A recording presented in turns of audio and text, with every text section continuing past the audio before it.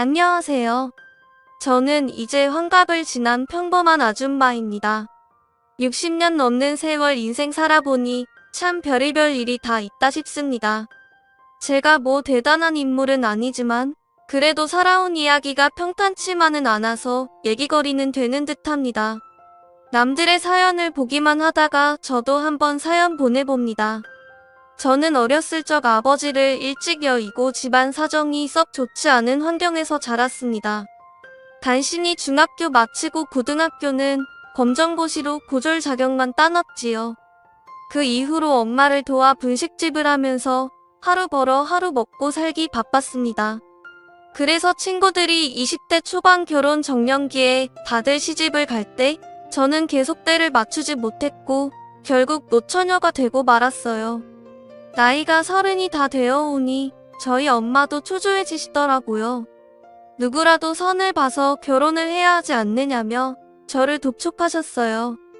얘 이러다 너 30 훌쩍 넘으면 누가 데려간다 하겠니? 얼른 선 봐서 결혼해야겠다. 엄마 근데 우리 형편에 누가 장가를 온다고 하겠어. 홀어머니의 집안도 변변치 않고 그렇게 모녀가 한숨만 푹푹 쉬고 있었습니다.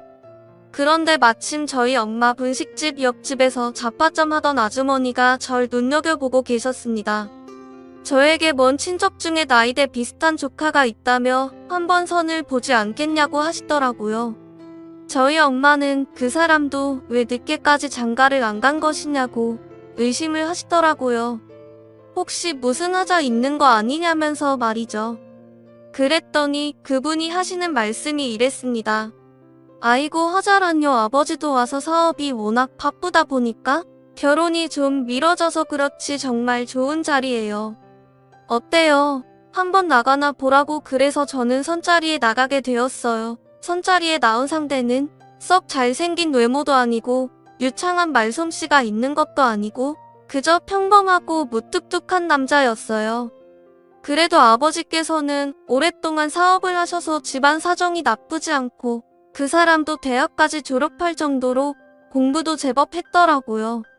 저는 이런저런 조건을 봤을 때 그 사람과 결혼하면 괜찮겠다 싶었고 그 사람도 여자에게 특별히 많은 조건을 기대하지 않고 그저 내조 잘할 사람 찾는다고 하였습니다. 그래서 저를 꽤 마음에 들어했고 저희는 서로 마음이 맞아 결혼까지 금방 이르게 되었어요. 결혼 후 저는 평범하게 가정주부 생활을 했습니다. 당시로는 노산으로 아이 둘을 연년생으로 낳았어요. 첫째는 딸이고 둘째는 아들이었죠. 그래서 아이들 키우면서 겉으로 보기에는 평범한 생활을 해왔습니다. 그러나 마음이 편했던 것은 아니었어요. 남편 때문에 속이 상했던 기억이 많이 있었죠. 남편이랑은 대화 자체가 잘 되지 않았어요. 남편은 TV를 보다가도 무슨 얘기가 나와서 제가 한마디 하려고 하면 맨날 비웃으면서 이렇게 말하곤 했어요. 고등학교밖에 안 나온 주제에 뭘 안다고 말을 해. 집에서 살림이나 하면서 뭐 아는 게 있어 이러면서 애들 앞에서 저를 공공연히 무시했어요. 어렸을 때는 못 모르던 애들도 나중에 크니까 아빠가 엄마 무시하는 거 다 알더라고요. 틈만 나면 고등학교도 검정고시로 간신히 졸업했다. 아는 거 없다. 집에서 살림이나 한다. 이런 말로 저를 무시했어요.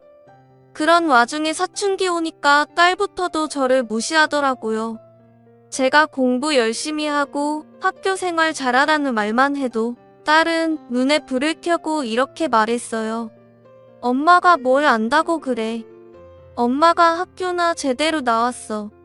아빠 덕분에 사는 주제에 뭘 안다고 나한테 이래라 저래라야. 뭐 너 엄마한테 그게 무슨 말버릇이니? 그러니까 참견 좀 하지마. 딸아이는 저한테는 이렇게 쏘아붙이고는 제 아빠 앞에서는 세상 착한 딸이었어요. 아빠는 밖에서 사업도 하고 대학까지 나와서 존경할 만하고 저는 아니란 거였겠죠. 사춘기 잠시 잠깐 그러려니 했는데 20살이 넘어서도 계속 그러더군요. 남들은 딸과 친구처럼 잘 지낸다는데 저는 참 외로웠어요. 이런 제 마음을 달래주는 건 아들밖에 없었죠.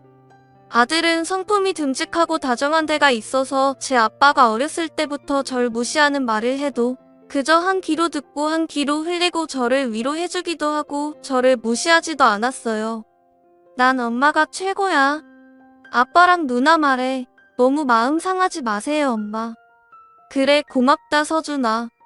엄마는 너 믿고 살아, 정말. 아들 엄마가 최고라며 든든하게 곁에 있어주는 아들이었죠. 딸과 별다를 바 없이 키웠는데 타고난 성품 차이인지 이렇게 다르더라고요. 그래서 20살 넘고 나서 저희 집에 한 번 닥친 풍파가 있었을 때도 딸과 아들의 반응은 참 달랐습니다. 어느 날 집에 돌아온 남편에게서 짙은 여자 향수 냄새가 나더라고요. 저는 무슨 술집을 갔다 왔나 하고 대수롭지 않게 넘겼어요. 사업하는 사람이니 종종 술도 마시고 그러다 보면 여자랑 부딪히기도 하고 그런가 보다 생각했죠. 그런데 갈수록 수상한 정황은 늘어났어요. 여보, 이 립스틱 자국은 어디서 묻은 거예요? 웬 루즈가 옷에 묻었대요. 아, 그냥 빨기나 하지 뭘 그렇게 물어봐. 어디서 부딪혔나 보지. 여보, 이건 어디서 쓴 거예요? 아, 손님들 대접 좀 하느라 좀 샀어요. 뭘 그렇게 사사건건 물어봐. 집에서 살림하는 여자가 뭐에 그렇게 관심이 많아? 남편은 제가 궁금해서 물어보는 것들 전부 윽박지르기 일쑤였어요. 그런 와중에 제 의심은 뭉게뭉게 커져만 갔습니다. 아무래도 남편이 바람을 피우는 것 같다는 생각이 들었어요. 어느 날 작정하고 남편의 뒤를 봤답니다. 그날은 일요일인데 남편이 사업 차 나간다고 가더라고요. 차도 안 쓴다길래 잘됐다 싶어서 얼른 옷을 입고서는 남편을 따라 붙었어요. 그런데 충격적인 장면을 보게 되었어요. 남편이 딸만치 어린 여자랑 모텔에 들어가는 것이 아니겠습니까? 그 여자한테는 참 다정하게 웃고 있더라고요. 어이가 없었습니다. 집에서는 맨날 사업 안 풀린다며 인상만 푹푹 쓰고 있던 사람이 어쩜 그렇게 다정하게 여자를 위해 주던지요. 모텔로 들어가는 뒷모습을 보면서 저는 피눈물을 흘렸습니다. 그리고 핸드폰을 들어 사진을 찍었지요. 그날 밤 저는 집에서 혼자 조용히 있다가 집에 들어온 남편에게 달했습니다. 당신 바람 피우는 거예요. 아까 나 전부 다 봤어요. 그 여자랑 참 다정하게 모텔까지 가던데 당신 도대체 어쩜 이럴 수가 있어요. 아, 이 여자가 이제 남의 뒤까지 밟아 왜 이래? 진짜 남자가 바깥일 하다 보면 그럴 수도 있는 거지. 뭐 그래서 어쩌라고 이혼이라도 하자는 거야. 좋아, 이혼하려면 해. 그런데 이 집도 내 거고 애들 키운 것도 내 돈으로 키운 거지. 당신이 한 일 뭐가 있어. 맨몸으로 나가려면 나가고 한 푼도 위자료 이런 건 바라지도 마. 저는 어이가 없어서 남편에게 마구 고함을 지르면서 싸웠어요. 그동안 참고 살아온 세월이 억울해서라도 바락바락 대들었어요. 남편은 아예 철판을 깔고 자신은 잘못한 게 없다고 큰 소리를 치더라고요. 남자가 바람 한 번 안 피우는 사람 어딨냐면서요. 저는 어이가 없었습니다. 그런데 그때 딸과 아들이 밖에서 들어오면서 저희가 싸우는 모습을 전부 보게 되었어요. 물을 것도 없이 저희 말하는 얘기 듣고는 전부 무슨 정황인지 알게 되었죠. 아들은 제 편을 들어주었습니다. 아빠 엄마가 집에서 얼마나 고생하시는데 그런 짓을 하세요. 아빠 제정신이에요. 아들이 화를 내면서 이렇게 말하자 딸은 오히려 아들에게 눈에 불을 켜고 따발총처럼 쏘아붙이더라고요. 얘, 너는 무슨 말을 그렇게 해. 엄마가 집에서 하는 일이 뭔데 기껏해야 살림하고 집안 청소하는 거잖아. 우리가 이렇게 사는 게 다 누구 덕인데 아빠가 밖에서 고생하고 사업하는 덕이잖아. 아빠 기죽을 거 없어요.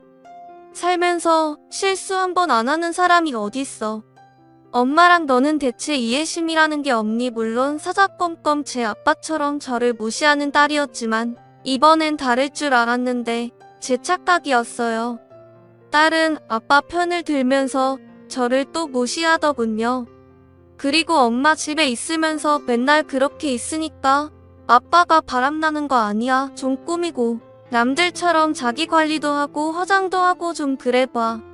내가 남자라도 엄마 같은 여자는 싫을 것 같으니까. 딸의 이 말에 저는 피눈물을 흘렸습니다. 머리가 어지러워서 쓰러지기 일보 직전인 상태가 되었고 아들이 저를 부축했어요. 저는 그날 이후 몇 날 며칠 생각했어요. 도저히 남편을 용서할 수가 없었습니다. 여자로서도 너무 자존심이 상했고요. 제가 빈털터리로 나가는 한이 있더라도 남편과는 이혼을 해야겠다 생각했어요. 그렇게 며칠 동안 생각을 거듭한 끝에 변호사에게 자문도 받고 이혼 준비를 하던 어느 날 일이 터졌습니다. 남편이 갑자기 헐레벌떡 들어오더니 이렇게 말하더군요. 여보, 지금 당장 나가자. 일단 피하자고. 저는 영문도 모르고 남편을 따라갔습니다. 남편은 얼굴이 백지창처럼 하얘진 상태였어요. 무슨 일이 있나 보다 하긴 했지요. 그리고 한적한 식당으로 가서 남편에게 들은 이야기는 충격적이었습니다. 나 사실 사업 망한 지가 몇 달 됐어. 그동안 잘 됐는데 무리하게 일을 벌렸다가 순식간에 무너졌어. 빚이 꽤 많아. 아는 사람들한테까지 돈을 좀 썼거든. 곧 갚을 수 있을 줄 알았는데 차일피일 미루니까 그 사람들도 더 이상 봐줄 수 없다고 집에 찾아온다고 난리가 난 거야. 한마디로 무리한 사업 확장으로 그동안 잘 되던 사업이 쫄딱 망한 것이었죠. 저는 하늘이 무너지는 심경이었습니다. 그나마 남편 사업 잘 되어 아이들 뒷바라지 착실하게 할 수 있었던 것이 좋았는데 이제는 그마저도 안 되는 일인 거죠. 남편은 울면서 저에게 이렇게 말했습니다. 저번에 내가 바람 피운 것 때문에 당신이 많이 속상했던 거 알아. 내가 미안해. 도대체 어떻게 해야 할지 모르겠어. 빚쟁이들은 쫓아오고 사업은 쫄딱 망했고 이제 나한텐 당신밖에 없어. 제발 나 버리면 안 돼. 응? 저는 그 순간 남편에게 연민의 정을 강하게 느꼈습니다. 비록 절 내내 무시하고 바람까지 피우고 제 마음에 못을 박은 남편이지만 그래도 살아온 정이라는 게 뭔지 자기 버리지 말라는데 도저히 버릴 수가 없겠더라고요. 그래 제가 두 눈 꼭 감고 한 번만 남편을 용서하기로 했습니다. 어쨌든 그동안 제가 편하게 살아오고 아이들 키운 것도 남편 덕이 없다고 할 수 없는데 이렇게 어려울 때 남편과 이혼하자고 나서는 것은 도리가 아니라는 생각이 들었습니다. 결국 저는 그렇게 한번 발목이 붙잡히고 말았어요. 그런데 당장 집안이 엉망이었습니다. 남편의 사업은 산산조각이 나고 우리 집도 몽땅 넘어가고 간신히 가재도구 몇 가지만 챙겨서 반지하 방으로 이사를 왔습니다. 딸은 오는 내내 투덜투덜 거리더라고요. 아들도 이게 뭔 일인가 싶고 어리둥절하고 저도 사실 정신이 없었답니다. 남편은 그래도 미안하기는 한지 면목 없다고 고개를 숙이더군요. 당장 살아갈 일이 걱정이었습니다. 아이들 대학 공부시켜야지. 시집장 가도 보내야 하지. 저희 노후도 다 준비해야 하는데 이런 반지하 방에서 뭘 어찌해야 하나? 참 앞길이 막막하더라고요. 남편은 매일같이 술로 나날을 보냈습니다. 사업이 날아간 충격이 이만저만 큰 게 아닌 것 같더라고요. 아들은 자기라도 돈 벌어보겠다면서 아르바이트를 하겠다고 나섰지만 걔가 돈을 벌어봐야 얼마나 벌었겠어요. 아직 대학도 졸업하지 않았으니 사정이 뻔했습니다. 결국 내가 나서는 수밖에 없었죠. 저는 밖으로 나돌아다니면서 일자리를 찾았습니다. 50 넘은 제가 할 수 있는 일은 몇 가지 없었어요. 식당 일, 청소 일 그런 것뿐이었죠. 한숨이 푹푹 나오더라고요. 그때가 겨울이었는데 얼마나 바람이 춥고 애리던지요. 남편이 불륜을 저질렀던 것은 생각도 나지 않았고 용서할 것도 없이 그냥 흐지부지 넘어갔습니다. 그냥 먹고 살길 찾는 데만 열심히 했던 그 애였습니다. 저는 며칠간 고민했어요. 사실 제게는 남편 몰래 모아둔 비상금 1000만 원이 있었어요. 집이 다 날아갈 때까지도 절대 숨기고 있었던 그 돈으로 한번 분식집을 열어보기로 결심했습니다. 그래도 돌아가신 우리 엄마가 했던 게 분식집이라 내가 그 분야에 대해서는 좀 알고 음식도 배워뒀던 터라 잘할 자신이 있었습니다. 2천만 원 쪽에서 정말 어렵게 시작했어요. 음식점 자리 낯뒤 낡은 상가에서 시작했어요. 권리도 없고 보증금 500인 곳에서 이것저것 집기들 중고로 들여놓고 오가는 사람들한테 맛보고 가라고 직접 발로 뛰었어요. 엄마가 줬던 레시피를 이리저리 변경을 해서 요즘 사람들 입맛에 맞게 매운 떡볶이를 개발했어요. 튀김도 바삭하게 기름들 새로 해서 따끈하게 손님들한테 대접했고요. 오는 사람들마다 오뎅 서비스도 푸짐히 줬어요. 학생들 2,000원, 3,000원 손님도 절대 헛두루 대하지 않고 늘 고맙다고 고개 숙여 인사를 하곤 했습니다. 참 신기한 게 제가 그동안 어떻게 집에만 있었나 싶더라고요. 일을 시작하니 활기가 도는 느낌이었어요.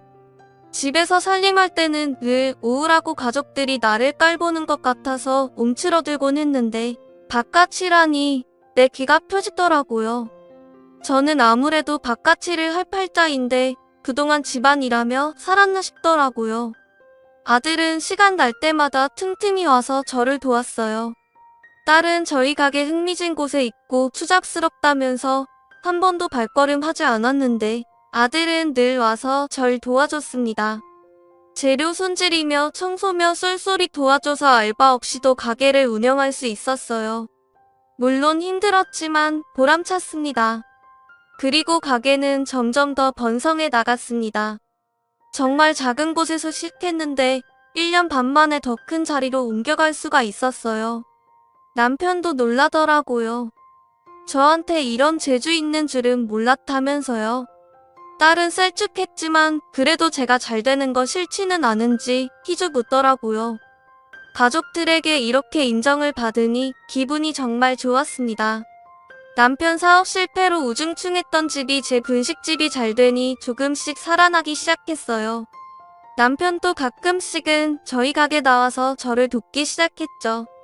가게를 넓히고 나서는 아들이 나서서 인터넷에다 가게 이름도 올리고 홍보도 많이 했어요. 저는 영업시간도 밤늦게까지 연장해서 젊은 손님들을 모으는 데 애를 썼어요. 회사원이나 대학생들도 저녁 마치면 와서 먹고 갈 수 있게요. 그렇게 몇 년을 정신없이 일을 했어요. 그러던 중에 어느 날 딸이 그러더라고요. 엄마, 나 결혼하고 싶은 남자가 있는데 그 사람 보여주기에 우리 집이 너무 창피한 것 같아. 이런 집에 누가 장가오려고 하겠어. 딸은 온통 곰팡이 핀 반지하에서 사위 맡기가 너무 민망할 것 같다면서 이렇게 말하더군요. 엄마, 이제 사업도 잘 되는데 우리 전세로 어디 아파트라도 들어가면 안 돼. 나 너무 창피해서 얼굴을 못 들 것 같다고. 이런 딸의 입장도 이해가 되더라고요. 딸도 정년기에 얼른 시집가야지 늦어지면 저처럼 고생할 것 같아 저는 시집간다는 말에 마음이 놓이던 차였어요. 사실 사돈이며 사위며 한두 번은 우리 집에 올 텐데 반지 하방을 보이긴 정말 좀 민망하긴 하겠더라고요. 그런데 참 어려운 것이 가게에 쏠쏠이 들어간 돈이 많았어요. 집기도 중간중간 바꿔야 하고 가게 넓히는데도 또 돈을 썼고 사실 사업은 잘 되어가고 있었지만 제 손에 쥔 돈은 얼마 있지도 않았어요. 빚 갚는 데에 다 쓰기도 했고요. 손에 쥔 것은 몇천 정도인데 이걸로는 전세집은 어림도 없었죠. 그런데 기대에 찬 딸의 눈빛을 차마 외면할 수는 없더라고요. 남편도 그때 들어서 이제 반지하방 지겹다면서 징징거리고 있던 차였답니다. 얼른 빚 들어오는데 좀 가고 싶다고 어린애처럼 저를 조르던 차였어요. 그래서 독전은 큰 결심을 했어요. 사업도 잘 되던 차니 전세는 못 구하더라도 월세로 집을 옮겨가기로 한 것입니다. 딸 시집 보낼 때까지라도 월세로 좀 번듯한 집에 살기로 결심을 했어요. 그래서 동네에 좀 괜찮은 아파트 월세를 구하게 되었어요.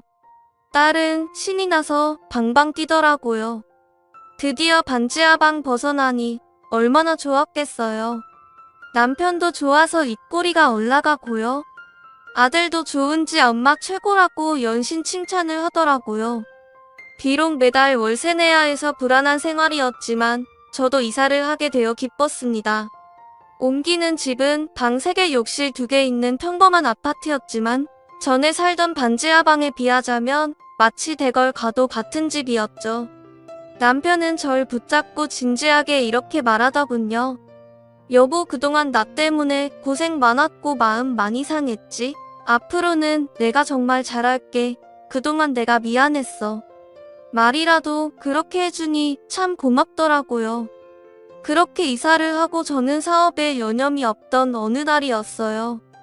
영업장에서 좀 늦게 마감을 하고 나오는 길인데 남편 뒷모습이 보이더라고요. 남편이 뭐 하다가 이 시간까지 집에 안 가고 있었나 갑자기 의문이 들었어요. 그리고 차려입은 모양새가 평소보다 훨씬 신경을 쓴 것 같더라고요. 여자의 직감 왜 그런 거 있잖아요. 저는 저도 모르게 남편의 뒤를 살살 밟았습니다. 그런데 뭐 오래 볼 것도 없었습니다. 잘 차려입은 남편은 가게에서 나오는 웬 여자와 다정히 팔짱을 끼더니 모텔이 있는 쪽으로 총총 향하더라고요. 어이가 없었습니다. 또 바람이라니요. 이제 좀 먹고 살만한데 또 바람이라니요. 저한테 잘하겠다고 고생했다고 말한 게 얼마 전인데 그 다짐은 어디 가고 여자랑 바람을 피우나 하늘이 무너졌습니다. 빚덩이에 올라 죽을 뻔한 거 제가 다 살려놨더니 이제 저 모르게 저런 짓을 하고 다닌다는 게 너무도 원통했어요. 그런데 모텔 있는 쪽으로 가던 남편을 놓치고 말았어요. 모텔 중 한 군데로 들어갔는지 순식간에 사라졌더라고요. 저는 사진을 찍지도 못하고 증거도 하나 못 남기고 그냥 울 수밖에 없었습니다. 집에 들어와서 어째야 하나 곰곰이 생각을 하고 있었습니다. 남편은 태연하게 내게 전화를 해서 오늘 친구를 만나서 술 마시느라 새벽에 들어온다고 거짓말을 하더라고요. 저는 부들부들 떨렸지만 일단은 모르는 척 넘어갔어요. 그리고 새벽에 남편이 들어왔을 때 저는 기다리고 있다가 남편에게 벼락같이 따졌습니다. 당신 또 바람 피우는 거지 나 다 알고 있어. 도대체 당신 어떻게 나한테 또 이럴 수가 있어요. 나한테 미안한 생각도 안 들어요. 생각해보니 그게 실수였어요. 남편은 이번에는 제가 증거가 없는 걸 아는지 딱 잡아떼더라고요. 내가 뭘 바람을 피웠다고 그래. 당신 증거라도 있는 거야. 전 이렇게 비겁하게 나오는 남편 앞에서 증거를 들이밀지도 못하고 부들부들 떠는 수밖에 없었죠. 이 소종을 아이들이 다 듣게 되었어요. 아들은 남편이 또 바람을 피웠다는 것에 대해 굉장히 배신감을 느끼는 것 같더라고요. 그런데 딸은 달랐어요.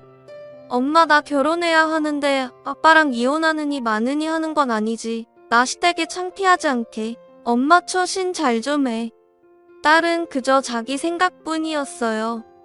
저는 저번과 똑같은 배신감을 느꼈습니다. 아들은 충격을 받았는지 아무 말 없이 방으로 들어가더라고요. 어떻게 해야 하나 며칠을 고민하고 또 고민했습니다. 그러다 남편에게 이혼하자고 말을 했어요. 더 이상은 살기 싫다고요. 그랬더니 남편 반응이 가관이었습니다. 이혼은 무슨 이혼? 절대 싫어. 이혼 못해. 내가 잘못했다는 증거 있어. 이 사람 이제는 생사람 잡고 있어. 남편 핸드폰이라도 몰래 보려고 밤에 눈에 불을 켜고 있었지만 증거를 잡기에는 역부족이었어요. 남편 핸드폰에는 전부 잠금 장치가 되어 있더라고요. 게다가 제가 핸드폰을 노리는 것을 아는지 어디다 꽁꽁 숨겨놔서 나중에는 찾을 수도 없었습니다. 증거라도 있어야 이혼이 되는데 이혼도 못하고 이렇게 발목 잡히나 답답해졌습니다. 하루는 사업장에서 손님들 없을 때 골몰이 생각에 잠겨 있는데 아들이 문을 열고 들어오더라고요.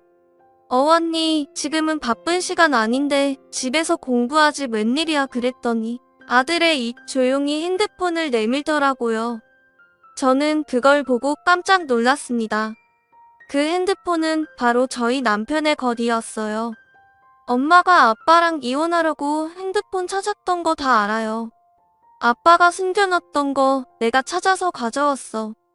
저번에 아빠가 비밀번호 누르는 것도 봐서 잠금 장치도 풀 수 있어. 저는 놀란 눈으로 핸드폰을 열어보았습니다. 잠금 장치를 풀고 나니 그 안에는 남편의 불륜 정황들이 가득 담겨 있었습니다. 그걸 못 보게 하려고 그렇게 난리를 쳤던 거죠. 저는 정신없이 그 증거들을 보다가 아들을 보았습니다. 아들이 어떻게 이런 것까지 생각을 한 것인지 제가 물었습니다. 그랬더니 아들이 담담히 답하더라고요. 저번에 엄마랑 아빠랑 핸드폰 가지고 옥신각신하는 소리 다 들었어요. 엄마 사실 저번에 아빠 바람 피웠을 때도 이혼하려다가 아빠 사원방에서 그냥 주저앉은 거잖아. 이번에도 아빠한테 벗어나서 엄마 사업하면서 자유롭게 살아요. 그동안 엄마 아빠 내조하느라 고생했고 무시당하면서 사느라고 힘들었잖아. 난 엄마 아빠 이혼해도 상관없어. 아니, 오히려 더 좋아요. 그렇게 제 마음 다 헤아려주는 아들의 말에 저는 엉엉 울면서 아들을 깨어났습니다. 그리고 저는 당장 그 증거를 가지고 변호사를 찾아갔어요. 카톡 대화하며 같이 찍은 사진이며 전부 증거가 되었고 남편은 꼼짝 못하고 이혼을 당할 수밖에 없었죠. 남편은 아들에게 이렇게 소리를 쳤습니다. 너 하나밖에 없는 아들놈이 아빠 편을 안 들고 증거를 쪼르르 갖다 바쳐? 네가 그러고도 남자라고 할 수 있냐? 그러니까 아들은 화가 나서 대들더라고요. 엄마가 떳떳이 살아왔으면 이런 일 당할 이유도 없어요. 아빠 사업 망하고서 엄마가 얼마나 고생했는지 나는 다 알고 있어요. 누구 편드는 게 아니라 자식으로 서 옳은 일 한 것뿐이에요. 결국 저희 부부는 이혼했습니다. 저의 사업체는 제가 운영해 나가는 것으로 결정지었고 실은 재산 분할할 돈은 얼마 있지도 않았어요. 월세 보증금이 전부였죠. 그마저도 남편은 제게 위자료 주고 빈털터리가 되고 말았습니다. 딸은 처음에는 엄마 아빠 이혼해서 예비시댁에 볼면목 없다고 투덜거리더니 이제 아빠는 가진 게 없으니 저한테 싫은 소리는 못하더라고요. 딸은 저희 이혼 후 결혼을 무사히 했습니다. 사위가 종종 여자 문제를 일으켜서 딸이 징징거리면서 전화가 오곤 하는데 저도 딸네 가정사까지 참견할 수는 없으니 네가 잘 헤쳐나가라는 말만을 해주고 있어요. 딸이 결혼 생활이 그리 순탄치는 않네요. 그리고 이혼 이후로 남편은 종적을 감췄어요. 빈털터리가 되었으니 몸으로 때우는 일을 하려고 지방에 내려갔다는 말을 들었어요. 가여운 생각도 안 될 만큼 정이 뚝 떨어졌습니다. 이제 남남이니 어떻게 살든 제가 알 바는 아니죠. 그리고 제 사업은 아주 자리를 잘 잡았어요. 번듯한 홀매장을 두고 배달도 겸하면서 지역 내에서 잘 나가는 맛집이 되었습니다. 젊은 손님들, 학생 손님들 할 것 없이 많이들 오세요. 조만간 분점을 낼 생각입니다. 사업을 잘 꾸려나가서 한번 전국적인 맛집으로 만들어보고 싶은 욕심이 있어요. 잘 될지는 모르겠지만요. 그리고 아들은 최근 로스쿨에 진학하고 여자친구와 결혼 준비를 하고 있습니다. 제가 조금이라도 도와주려고 하는데 아들은 도움 없이 자기들 힘으로 시작할 거라면서 한결같이 만류하고 있어요. 아들 결혼 때나 남편을 볼지 어떨지 모르겠네요. 연락도 잘 안 되니 아들 결혼 때도 못 오는 거 아닌가 그런 생각도 드네요. 어쨌든 저는 요즘 참 홀가분한 마음으로 사업에만 신경 쓰면서 저를 아끼면서 살고 있어요. 수십 년 동안 남편에게 당했던 무시들 다 잊어버리고 늦은 나이지만 산뜻하게 살아보려고 합니다. 코로나 잠잠해지면 한번 해외여행이라도 아들이랑 나가볼까 싶네요. 여기까지 들어주셔서 감사합니다. 모두 복 받으세요.